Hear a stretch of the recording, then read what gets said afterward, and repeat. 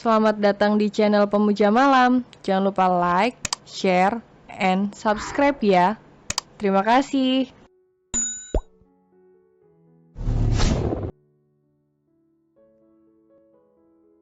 Episode 13, Ambisi Egois Mantan Suami. Ai, jujur, sejak pertama Mas melihatmu Mas sudah menyukaimu. Mungkin terdengar aneh, tapi sungguh, Mas jatuh cinta padamu sejak pandangan pertama. Ungkap Fatur sambil menoleh ke arah Ailina.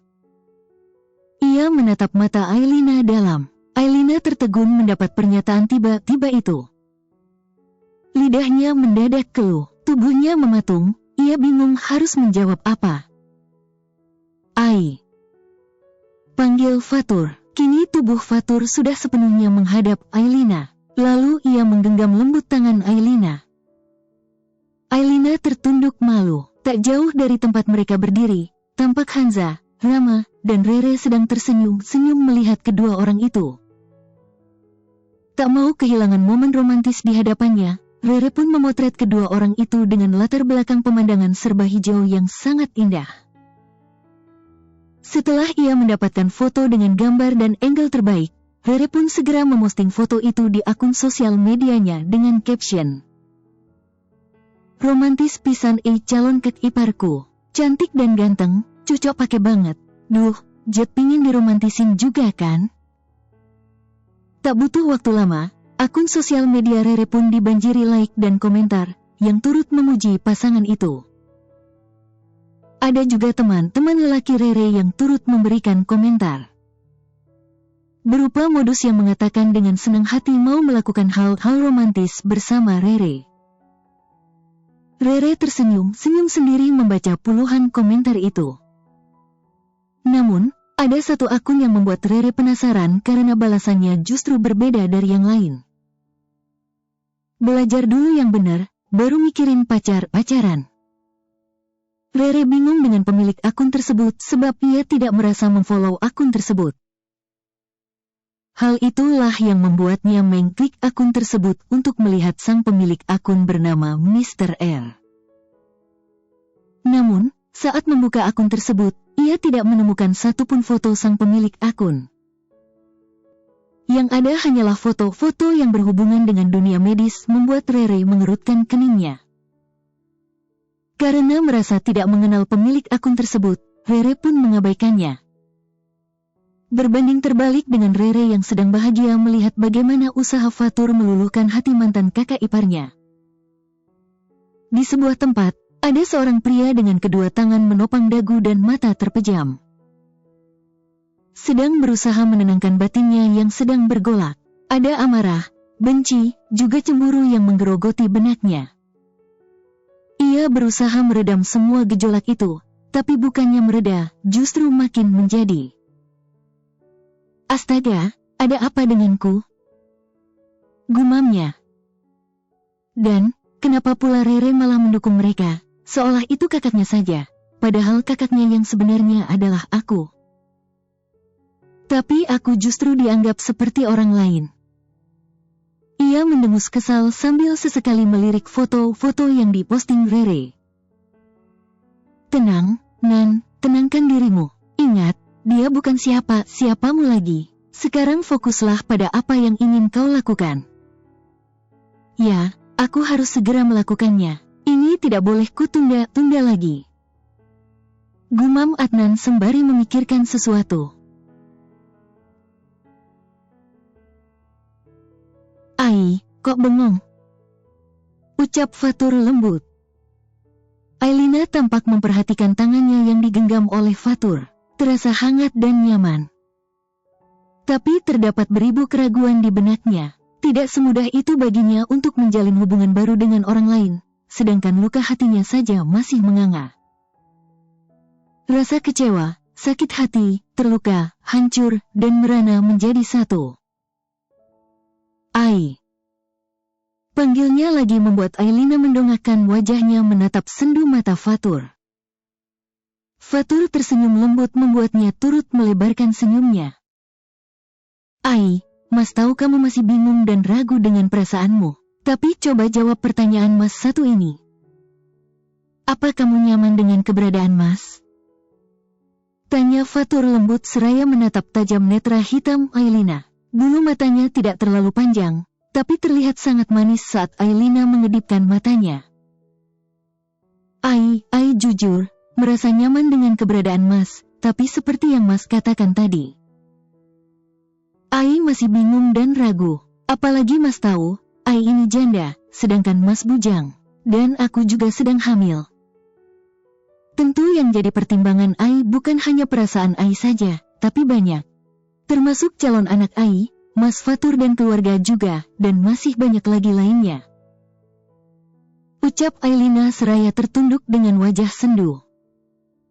Mas paham, sayang. Ucap Fatur membuat mata Ailina membulat dengan pipi bersemu merah.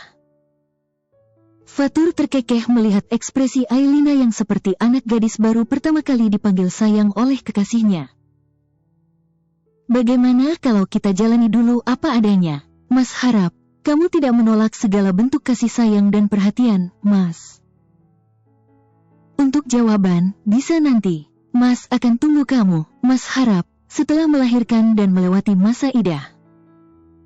Kamu sudah memiliki jawaban pasti. Mas ingin serius dengan kamu, Ai, bisa? Tanya Fatur dengan sorot mata penuh kesungguhan. Ailina tersenyum dan mengangguk pasti. Ia senang, tanpa perlu banyak bicara, ternyata Fatur dapat memahami isi hatinya.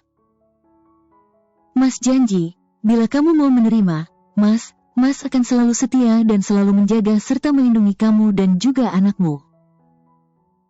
Ah, bukan hanya anakmu, tapi anak kita. Ucap Fatur seraya menatap perut Ailina yang mulai membesar. Mas akan menganggapnya seperti anak kandung Mas sendiri. Mas akan menyayanginya sepenuh hati, jiwa, dan raga Mas. Mas harap, kamu segera membuka hatimu untuk Mas dan melupakan segala masa lalumu yang hanya akan membuat hatimu sakit.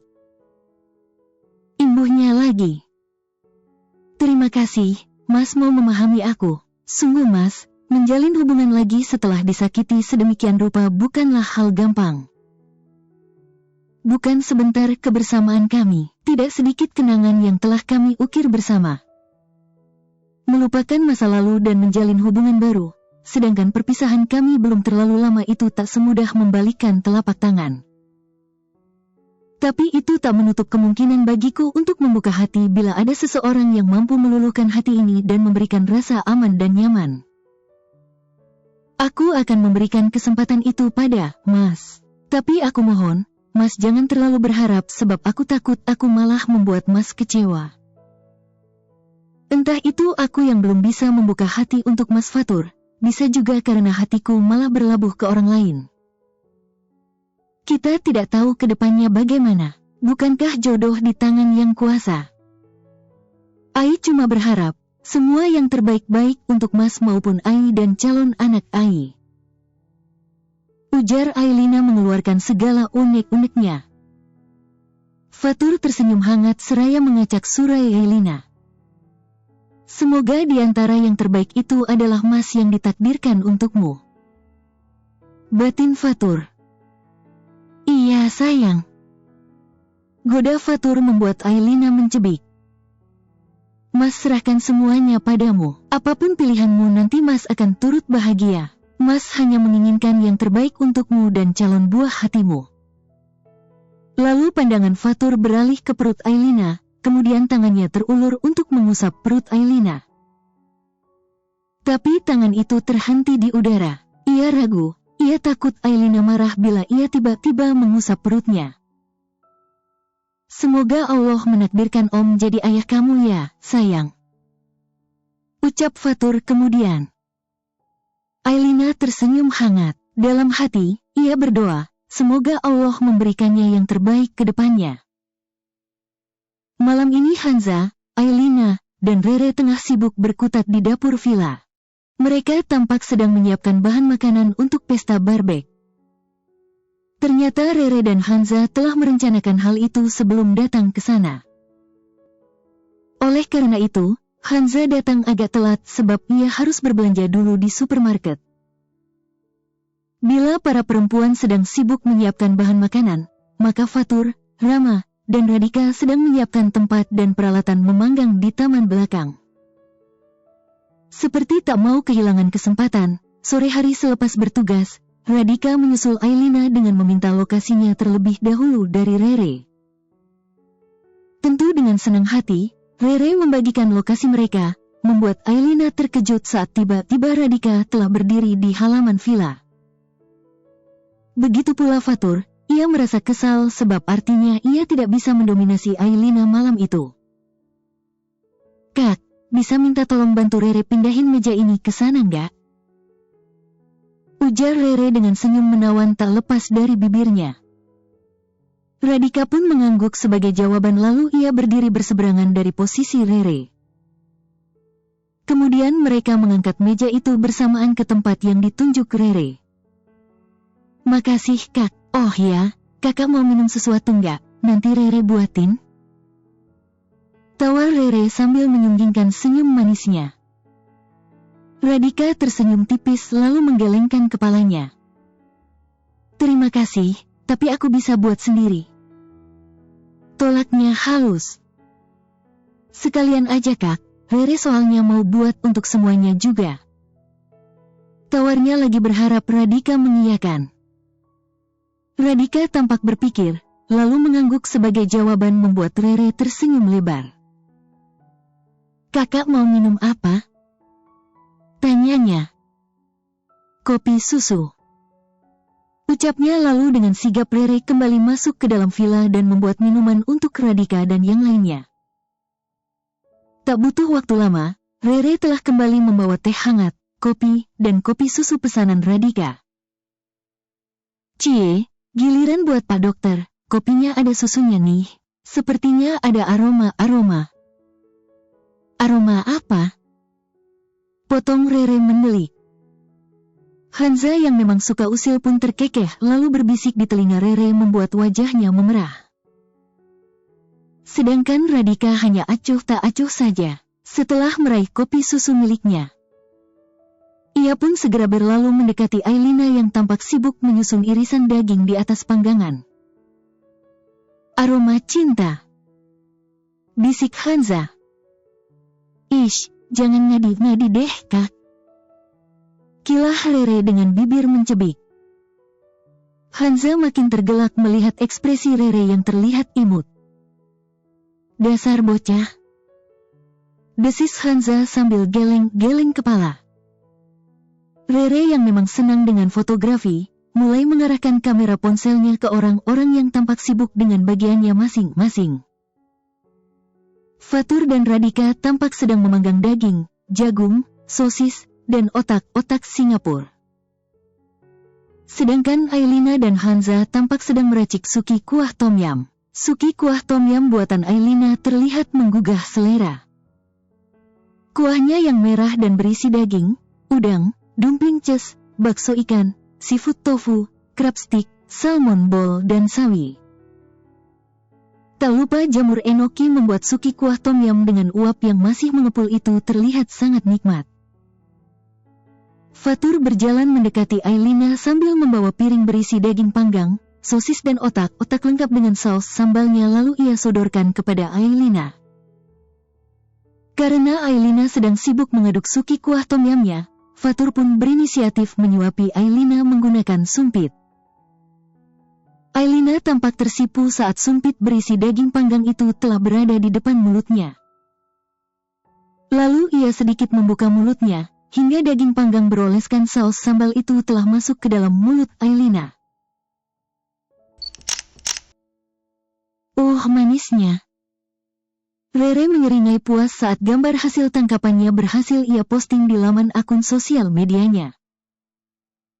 Tak lama kemudian, Radhika turut bergabung membawakan udang bakar dan jagung bakar. Radhika mengupas kulit udang itu lalu menyodorkannya ke depan mulut Ailina. Ailina tampak celingukan, bingung harus membuka mulut atau tidak. "Ayo, Ai, buka mulutmu, ini sangat enak, percayalah," ujar Radhika mencoba meyakinkan. Akhirnya, Ailina pun membuka mulutnya sambil tersenyum tak enak hati. Perlakuan Radhika itu pun tak luput dari jepretan Rere. Astaga, so sweet banget sih mereka. Pingin jadi Mbak Aini, satu hari aja, tapi aku takut terkena diabetes ding soalnya mereka manis banget, mana cakepnya kebangetan lagi. Mbak, donorin satu buat Rere dong. Sen. Kira-kira siapa yang dipilih Mbak Ain nanti ya? Keduanya oke. Kalau aku yang jadi Mbak Ai, pasti bingung banget tuh harus pilih yang mana. Sen.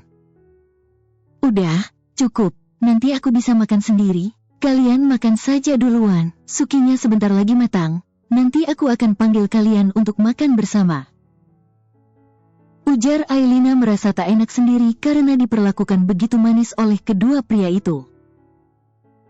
Bahkan mereka tak segan-segan mengambilkan air minum, membuatkan minum, membereskan perlengkapan bekas ia memasak.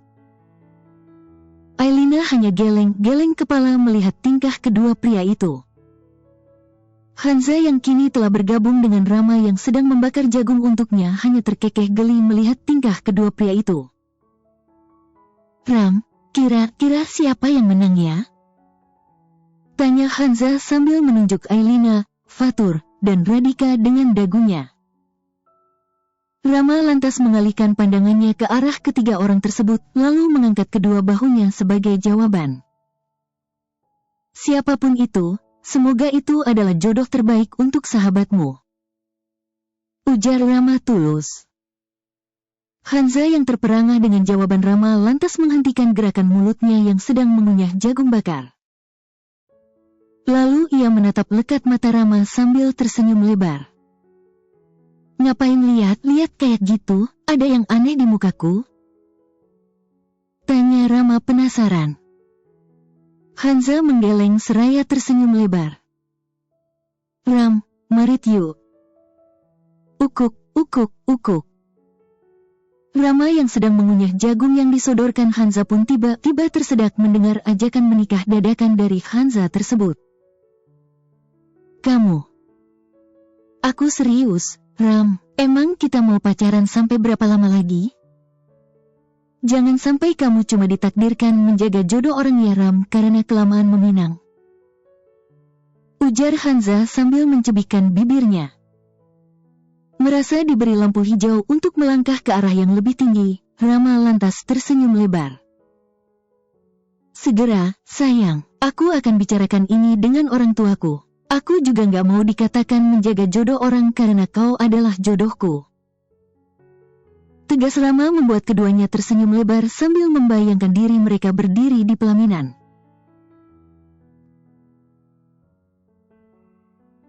Adnan dan Delima baru saja selesai makan malam, sedang bersantai di ruang tamu. Adnan pun mulai berselancar di dunia maya untuk melihat informasi terkini teman-teman di sosial medianya. Baru saja ia membuka sosial medianya, gambar pertama yang dilihatnya adalah postingan Rere di mana Fatur sedang menyuapi Ailina. Lalu postingan kedua foto Ailina diapit dua pria yang sama-sama menyodorkan makanan. Dan ketiga, foto Ailina tampak bingung karena perlakuan kedua pria yang sayangnya tampan itu membuat hati Adnan memanas. Dadanya terasa sesak, seperti ada sebongkah batu menghimpit dadanya. Delima yang melihat perubahan ekspresi Adnan pun lantas mendekat dan mengintip apa yang diperhatikan Adnan. Matanya terbelalak kaget. Bagaimana bisa Ailina sekarang malah diperebutkan dua pria tampan padahal ia hanya seorang janda dengan perut yang mulai membuncit. Hati Delima kian waspada melihat pancaran amarah yang berkilat di netra Adnan. Tanpa bicara Adnan melangkah ke kamar dan mengambil kunci mobilnya lalu keluar melajukan mobilnya dengan kecepatan penuh menuju ke rumah orang tuanya.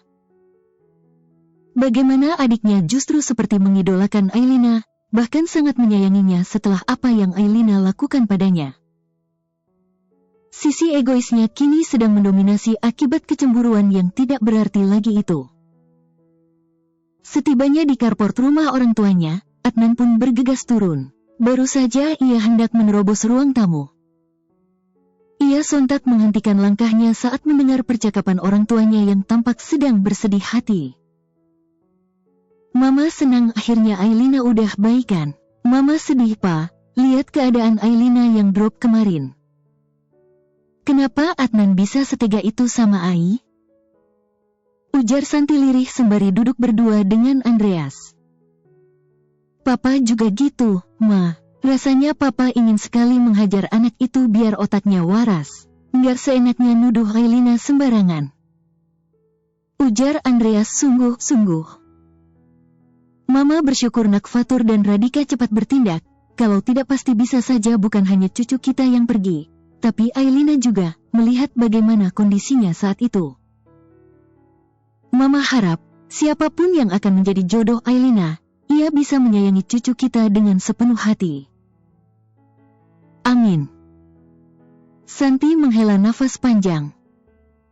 Seandainya Adnan tidak bertindak bodoh, pasti rumah ini akan makin meriah dengan tangisan cucu kita, Pa. Mama yakin, bila anak itu tahu anak yang dikandung Ailina adalah anaknya, dia pasti akan benar-benar menyesal telah menyia-nyiakan dan melepaskan Ailina. Semoga di sana, Ailina dan calon cucu kita baik-baik aja ya, Pa. Minta Rere terus memantau Ailina, Papa takut keadaannya tiba-tiba drop lagi. Baik, Pa. Dek. Adnan yang sedari tadi berdiri di ambang pintu langsung membalik badannya dan berjalan dengan limbung menuju pintu keluar. Lalu ia masuk ke dalam mobil dan menangkupkan wajahnya di balik kemudi. Tubuhnya bergetar, dadanya bergemuruh, matanya memanas. Apa kata Mama dan Papa tadi? Anak yang dikandung Ailina adalah anakku, bagaimana mungkin? Mengapa mereka tidak ada satupun yang memberitahuku? Apa aku memang tidak pantas mengetahui keberadaan calon anakku sendiri? Jangan salahkan aku kalau aku menuduh Ailina macam-macam sebab ia tidak pernah memberitahu kehamilannya padaku. Mengapa kamu jahat, Ai? Mengapa kau tega menyembunyikan kehamilanmu dariku? Apakah segitu sakitnya hatimu sehingga kau tidak berniat memberitahukan tentang keberadaan anak kita? Kalau aku tahu kau sedang hamil anak kita, aku pasti akan lebih memilihmu, Ai. Gumamnya dengan nada frustasi. Lalu Adnan mengangkat wajahnya, sorot matanya menajam. Nggak, aku nggak mau anakku jadi anak orang lain. Itu anak kita, Ai. Hanya aku yang pantas menjadi ayahnya. Aku akan segera melepaskan Delima agar kau mau kembali padaku, Ai. Kau harus kembali padaku lagi. Kita akan menjadi keluarga bahagia selamanya, Ai. Hanya kau, aku, dan anak kita. Sepulang dari rumah kedua orang tuanya, Adnan langsung mengemudikan mobilnya untuk pulang ke rumah. Setibanya di rumah, Adnan bergegas turun dari mobil lalu membuka pintu rumah menggunakan kunci cadangannya. Adnan membuka pintu kamar dengan kasar lalu menutupnya dengan cara membanting sehingga menimbulkan bunyi berdebum yang keras. Mas. Pekik Delima yang terkejut hingga terbangun dari tidurnya. Dapat ia lihat api emosi yang berkilat di mata Adnan. Delima ingin bertanya tapi ia takut mengutarakan pertanyaannya. Adnan melirik Delima sekilas. Lalu ia beranjak menuju kamar mandi untuk membasuh wajahnya. Setelah itu, ia berganti pakaian lalu menyandarkan tubuhnya di sandaran ranjang. Delima beringsut mendekati Adnan lalu ia memijat lengan Adnan untuk mengambil hatinya. Tapi bukannya senang mendapatkan perhatian dari Delima, Adnan justru menghempas tangan Delima. Hingga membuat Delima terhenyak akibat perbuatan Adnan barusan. Mas, kamu kenapa sih? Pulang-pulang marah-marah nggak jelas. Aku udah coba bersabar, tapi Mas malah kasarin aku kayak gini. Sergah Delima tidak terima saat Adnan justru menghempas tangannya yang mencoba menyenangkan hatinya. Adnan justru memutar tubuhnya menghadap Delima, ia mendelik tajam, lalu muncul seringaian di bibir merahnya yang tidak pernah menyentuh puntung rokok. Delima bergidik ngeri saat melihat seringaian itu. Sinyal tanda waspada berbunyi nyaring di otaknya. Ia tahu, akan ada sesuatu hal yang membahayakan yang akan disampaikan Adnan, tapi ia belum tahu apa itu. Delima berusaha untuk tenang. Ia mencoba menunjukkan senyum manisnya untuk meluluhkan hati Adnan. Mas, kenapa? Ada masalah? Kalau iya, Mas bisa cerita sama Ima. Ima akan menjadi pendengar yang baik. Ujar Delima seraya tersenyum lebar. Bukannya senyum manis yang Delima dapatkan dari Adnan, justru senyum sinis yang menakutkan ia diulas pria berstatus suaminya tersebut. Ima, dengarkan aku. Adnan mulai membuka suara. Nafas Delima tercekat, merasa takut juga was-was apa yang sebenarnya akan disampaikan suaminya itu. Setelah kau melahirkan, aku akan menceraikanmu dan hak asuh anak itu akan aku ambil. Kau tenang saja, aku akan memberikanmu uang untuk biaya hidupmu ke depan. Aku tidak akan menendangmu tanpa uang sepeser pun seperti mantan suamimu dahulu. Lanjut Adnan dengan tenang bahkan nyaris tanpa beban. Delima merasa seakan dunianya runtuh seketika. Bagaimana bisa, Adnan tiba-tiba saja mengatakan akan menceraikannya saat ia telah melahirkan. Bahkan ia mengatakan itu dengan enteng dan tanpa beban sama sekali. Enggak, aku nggak mau cerai. Pokoknya aku nggak mau Mas ceraikan begitu saja. Aku ingin kita membesarkan anak itu bersama-sama. Lagi pula apa alasan Mas ingin menceraikanku? Hah? Jawab, Mas, apa? Pekik Delima yang sudah mulai kehilangan kesabarannya. Adnan turun dari ranjang dan berdiri dengan berkacak pinggang. Ia menatap datar Delima yang matanya sudah berkaca-kaca. Karena Ailina tengah hamil anakku dan aku akan kembali padanya. Tutur Adnan dengan percaya diri seolah Ailina akan senang hati kembali padanya. Terbit seulas senyum tipis di sudut bibir Adnan saat mengatakan itu membuat hati Delima mencelos. Enggak Mas, jangan percaya pada perkataan perempuan itu. Aku yakin dia pasti berbohong. Aku yakin anak haram yang dikandung Ailina itu bukan anakmu tapi anak hasil hubungannya dengan lelaki lain. Tukas Delima berusaha mempengaruhi Adnan. Ia tentu tidak rela kembali diceraikan seperti pernikahannya sebelumnya. Ia cukup beruntung, Adnan tidak seperti suami sebelumnya yang bersikap dingin. Walaupun ia akhirnya tahu Nanda bukan anaknya, namun ia berusaha menerima. Tapi saat mengetahui dia hamil kembali, sedangkan ia tidak merasa pernah menyentuhnya. Tentu ia meradang dan akhirnya ia menceraikan Delima tanpa memberikan uang sepeser pun. Bersambung.